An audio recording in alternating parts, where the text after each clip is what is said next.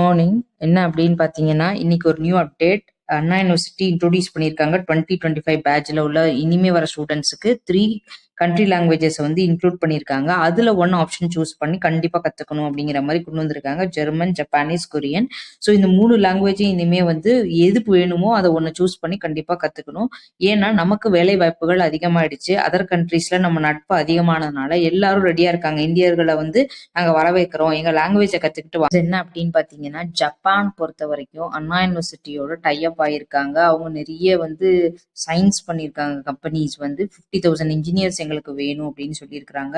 இனிஷியலாவே வந்து 20 lakhs salary நாங்க வந்து ப்ரொவைட் பண்றோம் இந்தியன்ஸுக்குன்னு சொல்லியிருக்காங்க.